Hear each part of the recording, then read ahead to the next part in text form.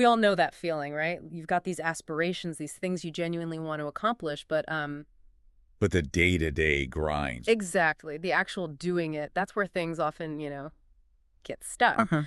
So today, we're diving deep into precisely that. This often misunderstood power of discipline.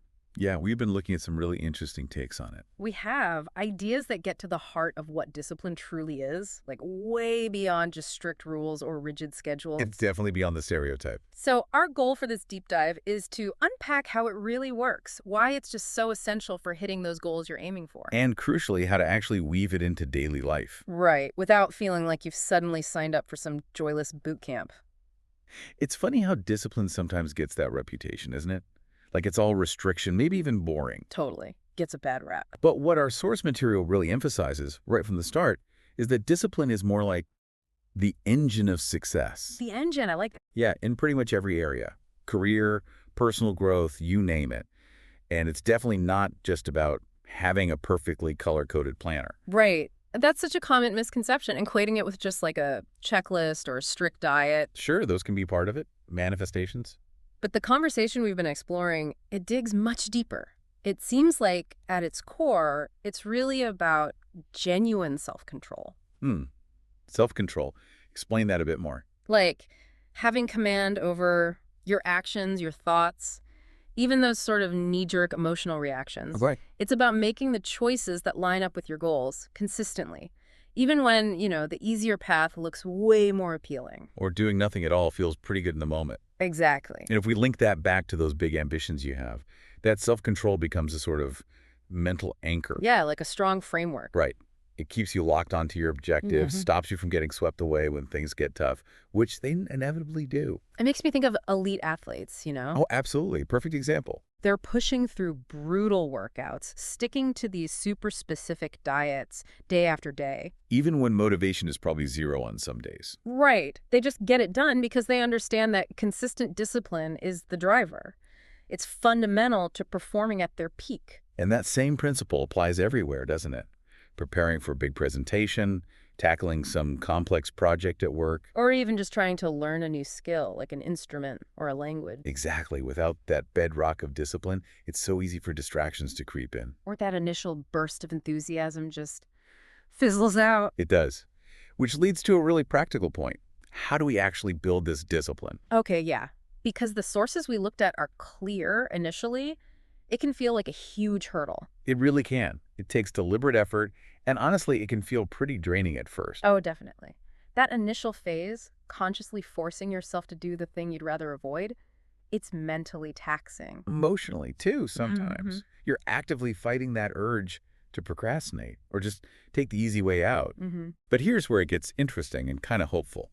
The conversation stresses that with consistent practice, discipline actually transforms. Yeah. It becomes a habit. A habit. And once it's a habit, that feeling of immense effort starts to fade.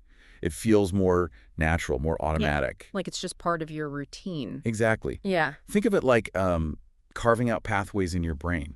The more you use a path, the easier it gets to travel. Less conscious thought required over time.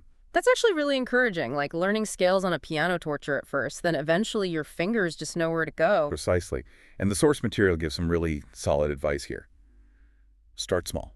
Right, don't try to revolutionize your entire life overnight. No. Focus on gradually adding small, manageable acts of discipline into your day. Like that example of just committing to 30 minutes of focused work. Yeah, that's a great one. It might feel like pulling teeth initially, Uh-huh. but stick with it. And eventually it just becomes Tuesday at 10 a.m. You do the work. It's just what happens. And that gradual approach, starting small, that seems key for navigating another big challenge. Let me guess. Instant gratification. You got it. We want results now. We really do. We jump into something new, full of excitement, and if we don't see big changes right away, poof, motivation gone. Oh, tell me about it. You start a new fitness plan, and if the scale doesn't move dramatically in week 1... It's so tempting to just say, forget this. Holy. But discipline often plays the long game. It's Yeah. built for those lasting benefits, not just the quick, immediate wins. Right. And the sources really highlight that the true test, the true strength of your discipline shows up when you hit roadblocks. When things get difficult. Or when progress feels invisible, stalled out, that's when that ingrained discipline kicks in and keeps you putting one foot in front of the other. So it's about perseverance then. Absolutely. Pushing through even when those immediate rewards just aren't there. Which kind of leads naturally to reframing how we even think about discipline itself. Well, instead of seeing it as this, like, punishment or some restrictive cage, the source suggests thinking of it as an investment in your future self. Ooh, I like that. An investment. Yeah. Like every small act of discipline is a little deposit into the bank account of future you. And those little deposits, they compound over time. Exactly. Leading to surprisingly big returns down the line. That compounding idea is powerful because it means every little thing matters. Finishing that task you dread. Practicing that skill for just 15 minutes. Making the slightly healthier choice at lunch. It all adds up. It contributes to a much bigger positive outcome later. You're essentially building this really solid foundation for whatever you want to achieve next. Yeah, a strong foundation. And it's not just about these, like, isolated bursts of heroic willpower, is it? No, not at all. The conversation really drives home that discipline is a marathon, not a sprint. A long-haul commitment. Right. Not something you just switch on when you feel motivated and switch off when you don't. No.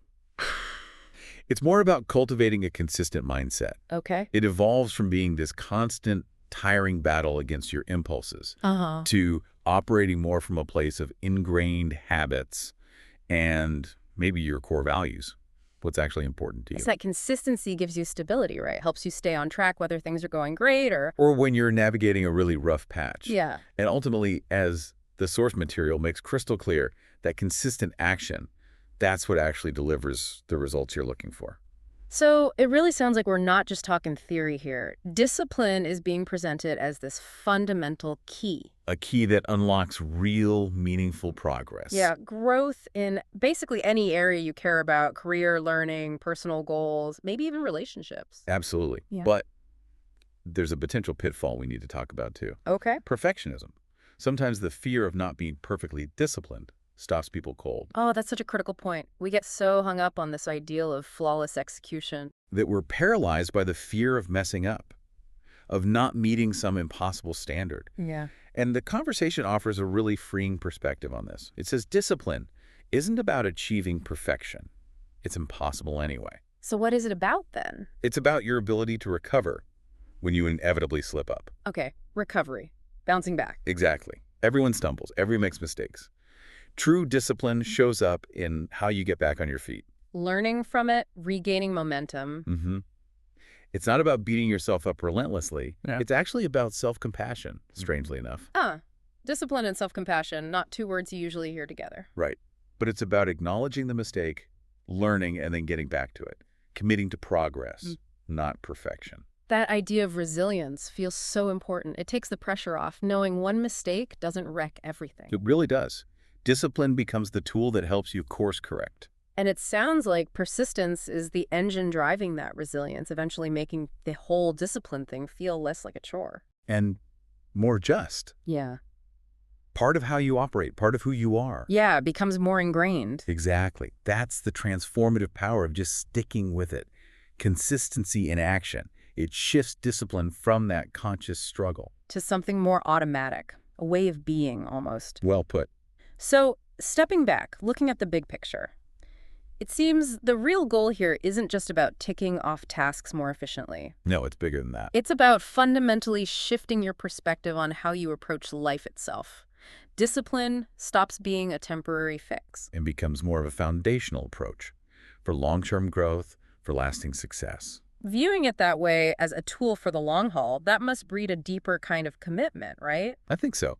It's about consciously choosing and building those habits that actually align with where you want to go. And then the crucial part, sticking to them. Regardless of how you feel day to day. And the sources suggest that over time, the positive ripple effects of doing that, they can be pretty surprising and really rewarding.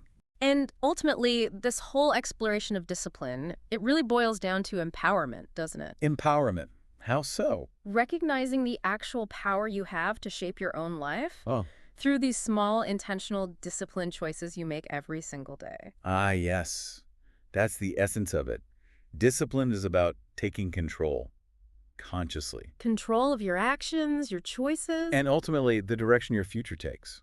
The journey of self-mastery, really. A continuous journey. Exactly. And as our sources wisely wrap up every single small disciplined step you take, it counts. It's significant. And if you keep at it, sustain that effort. The results you're working towards, they will follow. Okay, so let's try and pull this all together. What we've really uncovered is that discipline is way richer. Right. Way more nuanced than just rules and regs. Much more.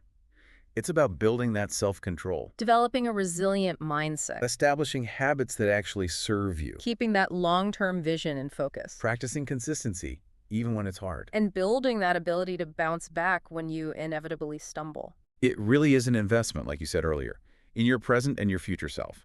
So for you, listening in, now you've got this deeper understanding of what discipline really entails and how vital it is for reaching your goals without feeling overwhelmed. Hopefully feeling less like it's about deprivation and more about creation. Exactly. So here's something to think about.